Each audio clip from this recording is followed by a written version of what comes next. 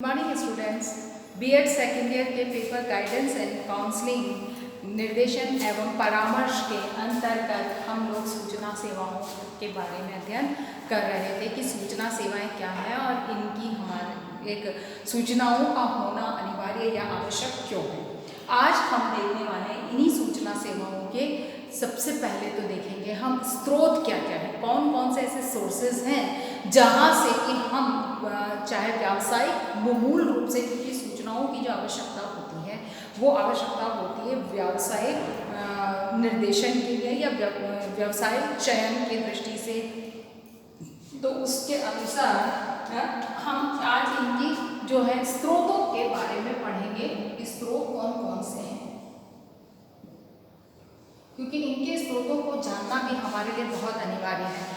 क्योंकि निश्चित है कि हम लोग किसी न किसी व्यवसाय का चयन करते हैं, चयन के बाद में हम वहाँ की नियुक्तियों में के बारे में जानना चाहते हैं।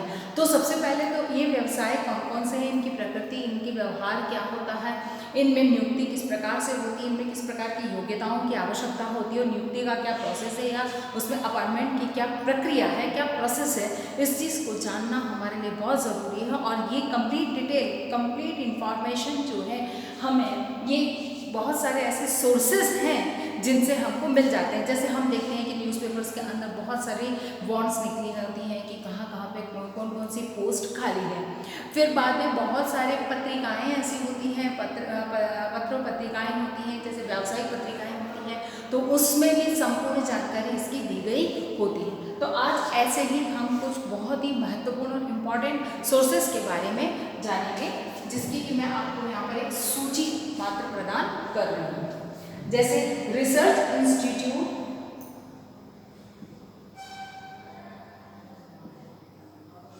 रिसर्च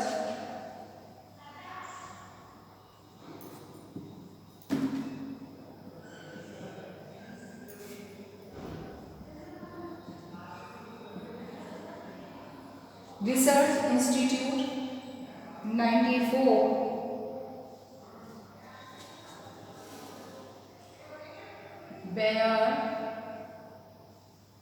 बेयर रोड, नई दिल्ली।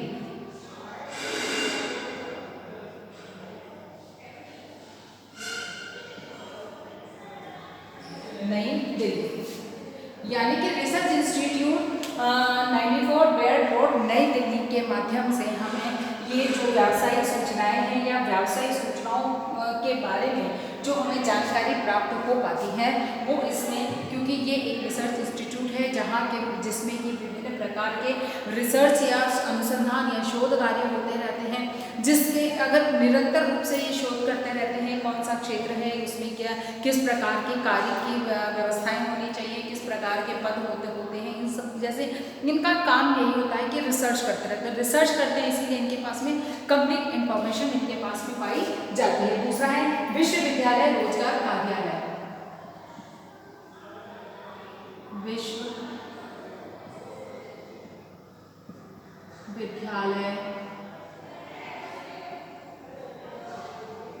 रोजगार कार्यालय, ठीक है ना।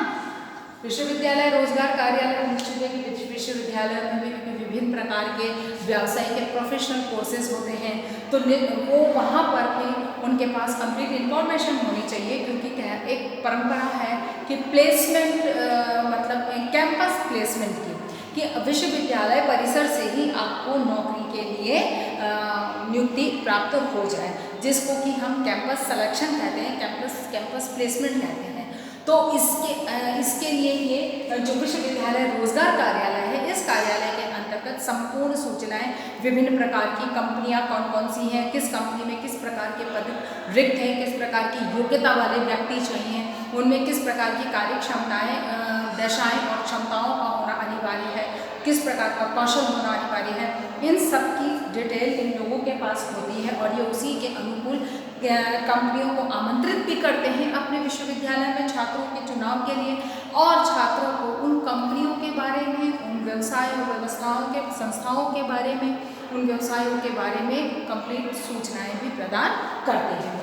तीसरा है शिक्षा मंत्रालय सूचना विभाग।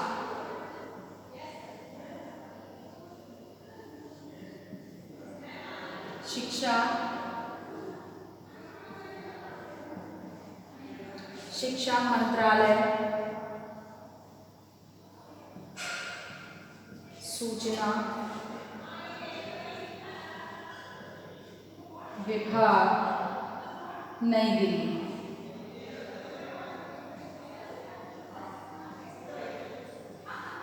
ठीक है ना, शिक्षा मंत्रालय सूचना विभाग, नई दिल्ली।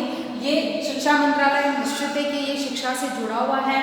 इसमें सभी प्रकार के कहना चाहिए शैक्षणिक एवं व्यावसायिक सभी शिक्षा के क्षेत्रों से इसका संबंध होता है। तो निश्चित है कि किस प्रकार के शैक्षिक व्यवस्थाओं, शिक्षण कोर्स या विषयों को पढ़कर किस प्रकार के व्यवसाय का चुनाव किया जा सकता है, कौन से व्यवसाय में किस प्रकार के पद, और ये तो इसकी संपूर्ण सूचना इसके माध्यम से हमें प्राप्त होती है। अगला है राज्य स्तरीय रोजगार कार्यालय। राज्य स्तरीय रोजगार कार्यालय। ठीक है ना, राज्य स्तरीय इसमें तीन प्रकार के होते हैं। राज्य स्तरीय में एक तो होता है रोजगार कार्यालय, दूसरा होता है श्रम कल्याण,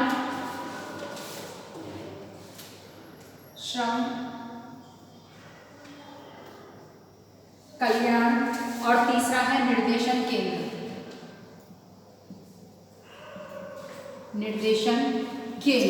यानी कि यहाँ पर भी श्रम कल्याण रोजगार कार्यालय का स्पष्ट हो गया कि इसमें रोजगार संबंधी समस्त सूचनाओं का होना अनिवार्य है। श्रम कल्याण केंद्र यानी कि इसमें श्रम कल्याण केंद्र जिसमें कि विभिन्न प्रकार के श्रमिक या ये कहा जाए कि विभिन्न प्रकार के उद्योग व्यवसायों से संबंधित समस्त या संस्थाओं में रिक्त पदों की पूर्ण सूचनाएं होती हैं। और निर्देशन केंद्र जिसमें कि निश्चित है कि आपको इसी केंद्र के लिए कार्य वह करता है। अगली बात आती है राजकीय पुस्तक विभाग।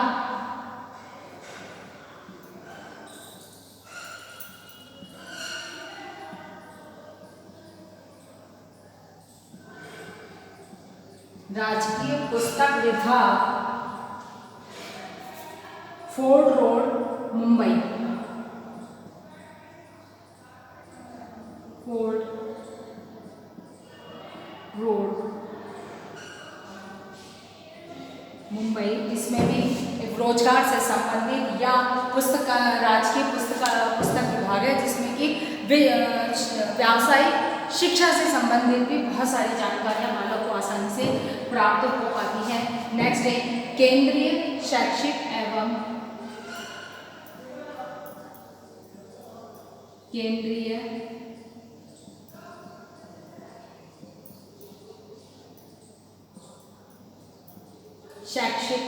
एवं व्यावसायिक ब्यूरो।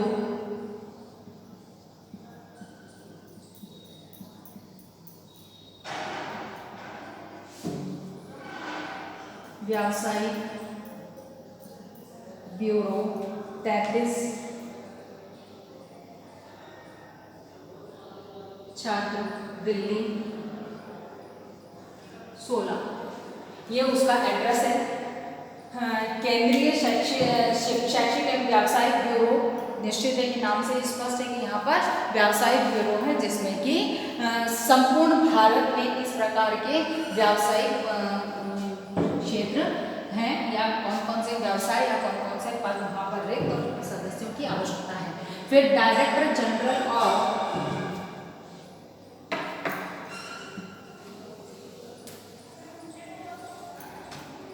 नेक्स्ट आ जाता है आपका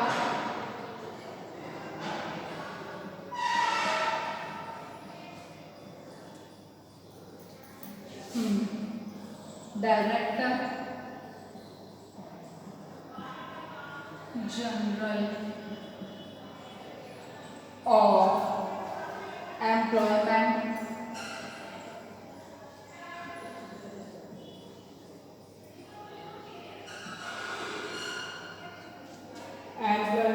एवं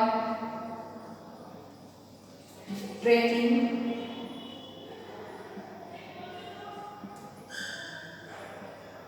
ट्रेनिंग 18 गुरुद्वारा रोड, नई दिल्ली।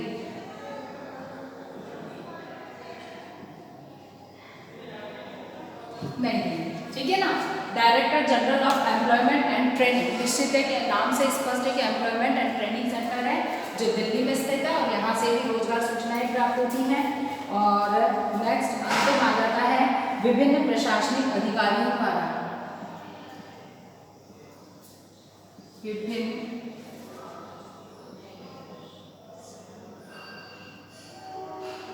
प्रशासनिक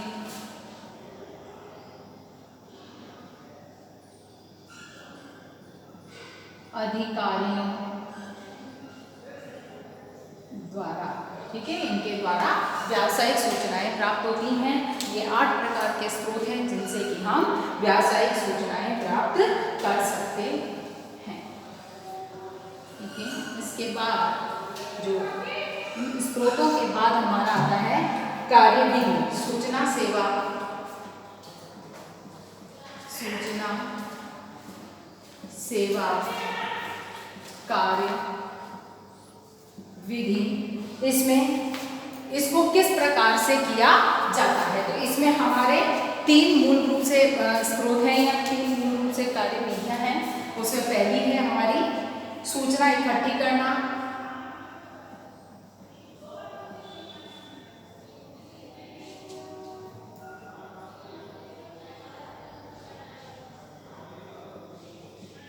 सूचना इकट्ठी करना। दूसरा है सूचनाओं का प्रदर्शन करना,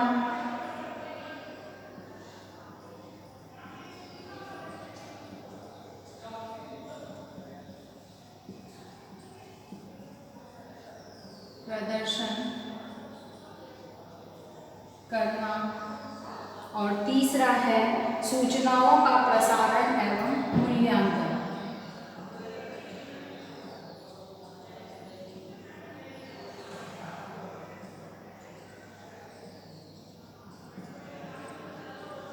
प्रसारण और लास्ट में आता है मूल्यांकन, ठीक है। अगर सूचना सेवाओं के कार्यविधि के ऊपर चर्चा की जाती है कि ये किस तरह से कार्य की जाती है या सूचना सेवा किस तरह से कार्य करती है, तो उसमें सबसे पहला है सूचनाओं को इकट्ठा करना, क्योंकि यहाँ पर किस जगह किस तरह के व्यवसाय के पद खाली हैं, व्यवसाय के अवसर उपलब्ध हो रहे हैं, कौन सा रोजगार कहाँ पर उपलब्ध हो रहा है, उसमें किस प्रकार के कौशल की योग्यताओं की आवश्यकता हो, किस प्रकार की शारीरिक श्रम की आवश्यकता है, इन सब की जानकारियों को इकट्ठा करना बहुत ज़रूरी है। जब तक इनको इकट्ठा नहीं किया जाता है तब तक हम सफलता प्राप्त नहीं कर सकते या सही निर्देशन नहीं दे सकते। दूसरा है सूचनाओं का प्रदर्शन करना, कि सूचनाओं को प्रदर्शित किया जाए, क्योंकि उनको हम डिस्प्ले करें, चाहे डिस्प्ले बोर्ड पर करें, पैनल बोर्ड पर करें या उसका बाकायदा हम एडवर्टाइजमेंट करें, होल्डर्स पर लटकाएं, जो भी हैं इनके बारे में प्रदर्शन किया जाता है जिससे कि सब तक सूचनाएं पहुंचाई जा सके। फिर लास्ट में आता है सूचनाओं का प्रसारण, कि हम उन सूचनाओं का प्रसारण करें, चाहे पत्र पत्रिकाओं के माध्यम से, समाचार पत्रों के माध्यम से, यानी कि और टीवी रेडियो के माध्यम से, अर्थात प्रिंट मीडिया और इलेक्ट्रॉनिक मीडिया के माध्यम से हम इनका जितना संभव होता है उतना प्रसार कर सकते हैं। सोशल मीडिया के माध्यम से हम इनका प्रचार प्रसार कर सकते हैं। हर व्यक्ति तक संपूर्ण सूचनाओं का पहुंचाने का प्रयास किया जाता है। और लास्ट में मूल्यांकन, की हमारी सूचनाएं कितनी कारगर है, कितनी सफल है, कितना लोगों को उसके लाभ प्राप्त हुआ है, इन सबकी सूचनाओं का होना के लिए हमें मूल्यांकन करना बहुत ज़रूरी है। अर्थात कि हमें सूचना सेवाओं की जो कार्यविधि है उसको संपन्न करने के साथ अंत में मूल्यांकन का होना बहुत ज़रूरी है। बिना मूल्यांकन के हमें इसकी सफलता या असफलता का पता नहीं चले। इसी आधार पर हमारा आज का होमवर्क है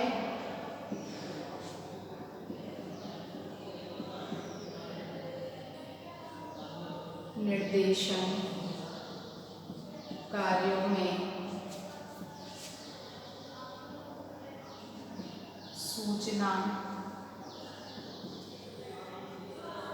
सेवाओं का के सूचना सेवाओं की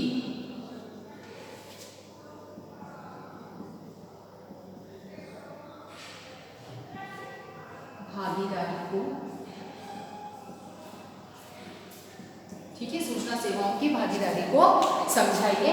आपको ये प्रश्न करना है। अपनी बात को समाप्त करने से पहले कोविड-19 की इस महामारी में अपने आप को सुरक्षित रखें। बहुत अधिक आवश्यकता होने पर घर से बाहर निकलें। घर से बाहर निकलते हैं तो 3 बातों का ध्यान रखें। मुंह पर मास्क लगाएं, सोशल डिस्टेंसिंग का पालन करें और अपने हाथों को समय समय पर सैनिटाइज करते रहें। स्वस्थ रहें, सुरक्षित रहें। धन्यवाद।